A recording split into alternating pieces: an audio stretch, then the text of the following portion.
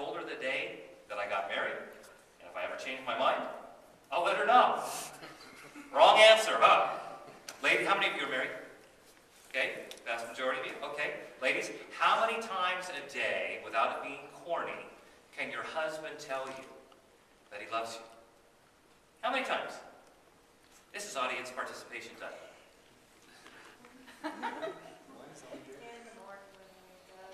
Okay. 100 times. 100 times! All right, okay, that sets the bar pretty high. 100 times without being corny might be tough, but the whole point there is that she's not going to mind you telling her that she's beautiful, that you love her, and all that good stuff. It'll keep you off the couch. Probably? All right, good. But you're responsible to tell your wife that you love her, but you're also responsible to show your wife that you love her. Love is more than a word. Love is more than just finding a soulmate. Love isn't something that you fall in and out of. Love is a choice. Right? Love is a choice. I want to hear you say it. Love is a choice. Okay, love is a choice. Love is not an emotion. Love is a choice. Choice, okay. Love isn't a feeling. Love is a choice. I see he's catching on, huh? Good.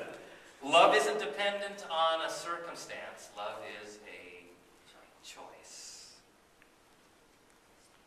Paul goes on to say in verse 26, and that Jesus might sanctify and cleanse her with the washing of the water by the word, that he might present her to himself, a glorious church, not having spot or wrinkle or any such thing, but that she should be holy and without blemish.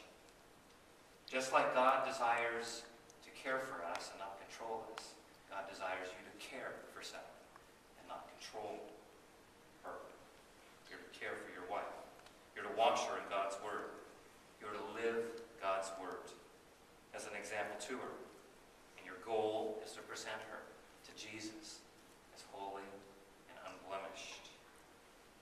That's how a husband should love his wife. Now, God's love is a mutual sacrificial love, a love where you learn to accommodate each other and do things to please each other. I remember you sharing a story about picking out colors and how Dave was the trooper and put in a good long day while you were going around and picking colors, only to find out that you couldn't find flowers to match the colors that you both had finally settled on. He doesn't to me like a guy who's going to get all hung up about those kinds of things. No, he could kill us.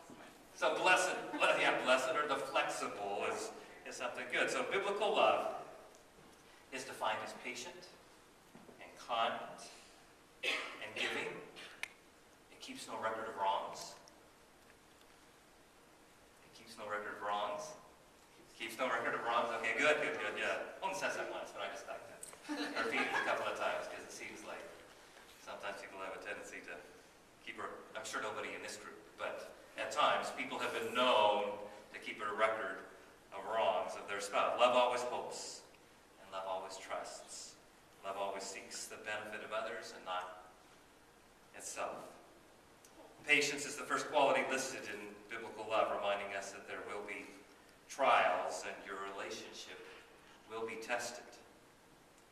Biblical love is a humble love. Biblical love is a peace-making love. You will have disputes, differences of opinion. I know that that's hard to believe because you guys are like, that couldn't happen in our relationship. But believe me, trust me, at some point it's going to happen. You might even get in an argument. But here's a tip.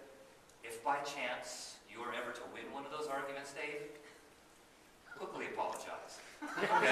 I just suggest that right off the bat.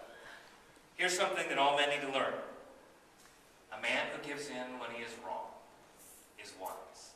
But a man who gives in when he is right is married. Many seasoned married men have told me that there are times a married man needs to decide if he wants to be right or if he wants to be happy. Guys? Amen? He wants to be right or he wants to be happy. Those 4 little words that I've encouraged husbands to memorize over the last 3 weeks or so. You remember what they are? Happy wife, happy life. Yeah, happy wife, happy life. Very good. You were listening. You were one of the few that weren't sleeping. Good for you. Good for you. The husband, according to God, is to set the tone concerning unity in the house. The true love for your God will be manifest in the way you love your wife.